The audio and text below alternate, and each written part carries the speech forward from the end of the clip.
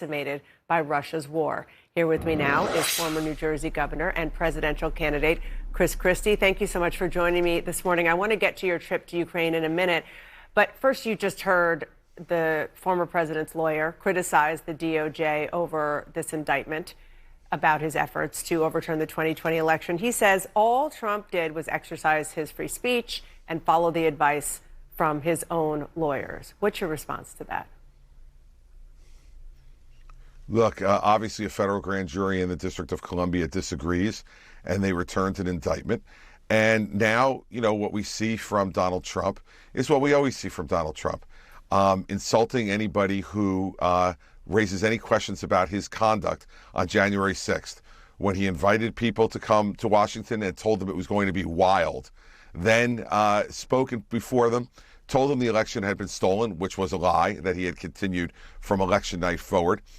Then he told them that Mike Pence could overturn the election, only Mike Pence could do it, and that if he didn't do it, he would be a major disappointment. Asked them then to march up to Capitol Hill to stop what was going on up there. Said he would march with them.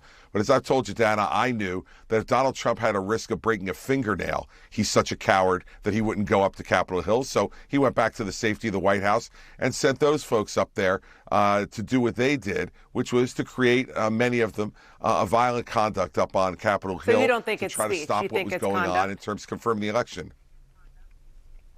Oh, well, it's very clearly conduct. Now, there may have been parts of it that were speech too, Dana. Nothing's ever absolute. But the fact of the matter is the president wanted what happened to happen. And in fact, the way to know that is that when it started to happen, he did not run out of the White House and say, put me in front of the cameras. Let me tell those people, stop being violent up there. We shouldn't do it. No, he didn't do that. He sat, ate his overdone hamburger in the White House dining room he has off the Oval Office and enjoyed watching what was going on. In fact, we know he told Speaker McCarthy that maybe it's those people care more about the fact the election was stolen than you do. I mean, does that sound like somebody who, was concerned about anything other than keeping himself in power? Look, the bigger lie now is that Donald Trump says he's doing this for us. Yet, if you listen to everything he's had to say, is he talking about what Joe Biden's inflation has done to the American people? Is he talking about what the energy crisis that Joe Biden created has done to the price of gasoline and to what's going on all across this world in terms of the fight for energy? Is he talking about the crime in the streets, Dana, and how that's affecting citizens of every one of our major cities? No. He's just talking about himself, so I want Republican voters to know this is a preview of the election coming up if Donald Trump's the nominee.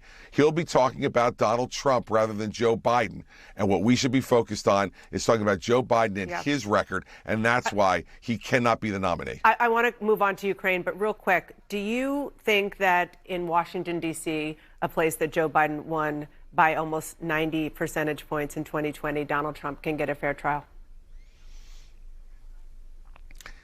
Dana, unlike anybody else in this race, I actually did this for 7 years as the U.S. attorney in the fifth largest office in the country in New Jersey, which is a very blue state.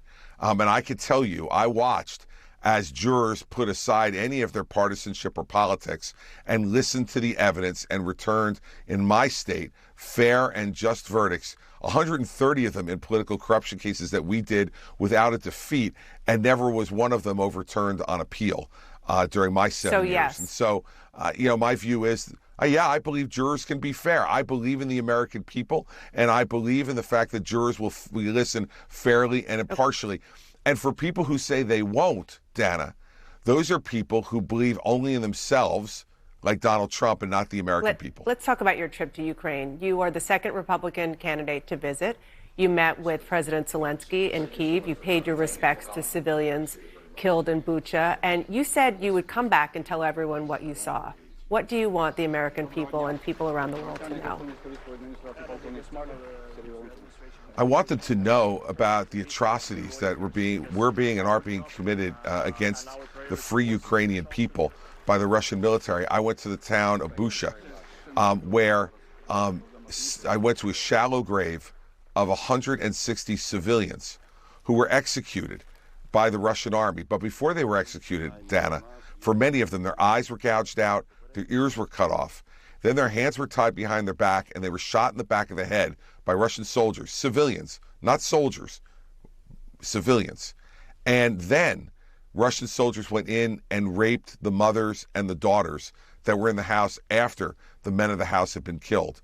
I went to the Children's Center for Civil Rights in Ukraine, and there they told us that over 19,000 children have been abducted, kidnapped by the Russian military and brought back to Russia so they can be programmed to work for the Russian Federation.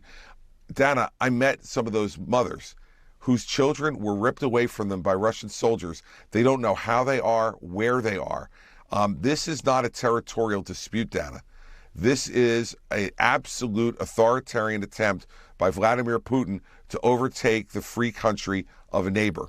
And it's obscene what's going on there. And America is right to supply. And I spoke with President Zelensky for an hour.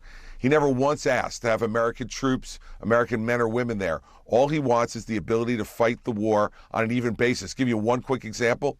In artillery, the Russians are outgunning them on a daily basis, nearly 11-1 in artillery. The Ukrainian army is incredibly brave. They're fighting for a unified, in free Europe that we've maintained for 80 years since the end of World War II. And I'm proud to have been there with President Zelensky and to stand with the Ukrainian people who are being abused and killed by Russian mercenaries. You also brought the Ukrainian president something that maybe could give him hope, or at least a chuckle. Your old friend John Bon Jovi shared a video of a band in Ukraine playing It's My Life as people in Odessa filled sandbags to defend their city. You called Bon Jovi before you went, and quickly, what happened next? John wrote out the lyrics to the song It's My Life, which served as an inspiration for a lot of the citizens in Odessa as they were preparing for the invasion by the Russians. He wrote it out in his own hand, got it framed, and I brought it to President Zelensky, presented to him, and said that this is representative of many of the American people and what they feel about the cause that's being fought for in Ukraine and who support Ukrainian people against Russian barbarism. And we got a good laugh over it about two guys from New Jersey trying to be supportive of what's happening over in Ukraine for the Ukrainian people. And so I was happy to do that and to be able to show him that there's lots of folks over here, in fact, hundreds of millions of Americans who believe that the Ukrainian cause is just. And let's remember this, Dana. Donald Trump said that the person perpetrating these atrocities, torture, murder, and the kidnap of innocent children is brilliant and an excellent leader. That's the kind of thing that Donald Trump will bring back to the presidency, is that type of attitude towards somebody like Vladimir Putin. I think the American people need to really wonder whether Vladimir Putin is the role model we want for leadership around the world. Well, as a Jersey girl, I have a special appreciation for the former New Jersey governor bringing John Bon Jovi's lyrics over to Ukraine.